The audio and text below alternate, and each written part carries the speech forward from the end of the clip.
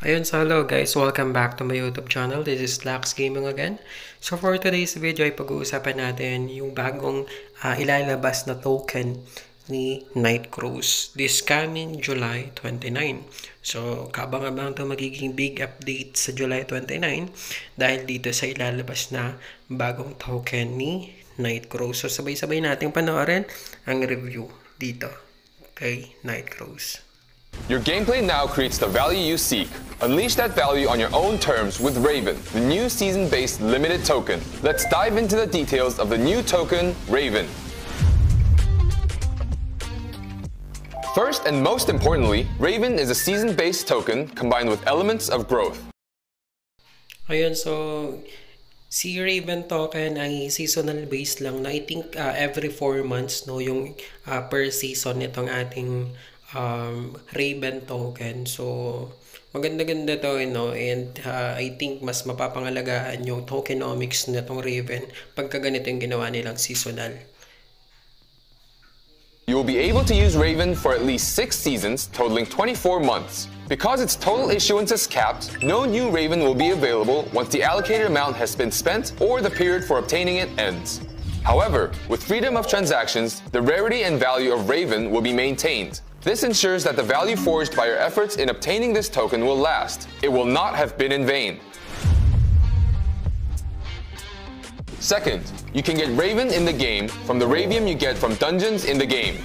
This is different from the Crow token, which can only be minted with V-Dia. Simply mint the Ravium you obtain in-game to get Raven. Of course, you could also use Crow tokens you already have. If you're holding Crow, consider staking it. This is another way to get Raven. You can also get Raven by completing character NFT collections. And there will be even more ways to get Raven soon.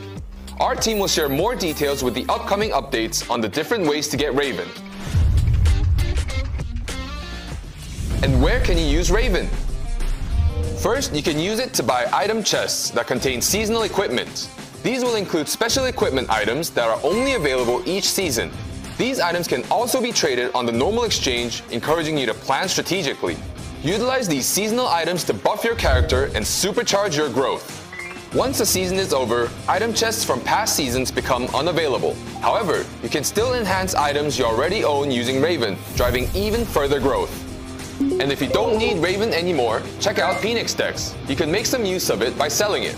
Detailed information on the new token Raven will be made available on the official website soon. Please check the notices for more information. Are you looking for valuable gameplay and freedom in using tokens? Look no further than Raven. Craft your adventure the way you want. Your time and effort spent with Nightcrows will lead to more rewards.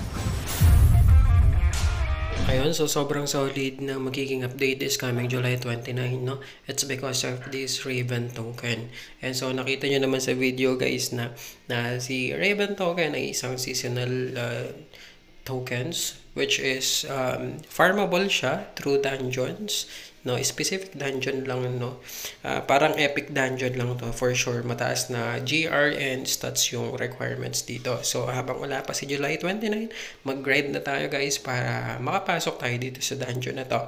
Laging tatandaan, si token pag bagong labas or pag bago pa lang, mataas pa yung presyo niyan. So syempre pag mataas pa yung presyo, masarap pang mag-farm. Yun lang naman yan. Ayan, so ang kagandahan din dito, it's because syempre mataas na stats yung kailangan. May iwasan dito yung mga bots. Yung mga bots na dahilan kung bakit mabilis na bumababa yung presyo ng market and yung presyo ng ating mga tokens. Ayan, so siguro ito din yung isa sa mga dahilan ngayon kung bakit tumataas yung presyo ng ating Wimix sa ating market, no?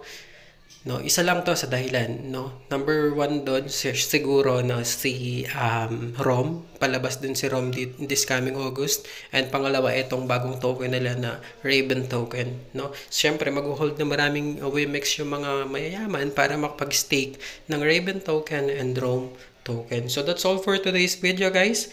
Thank you and bye-bye.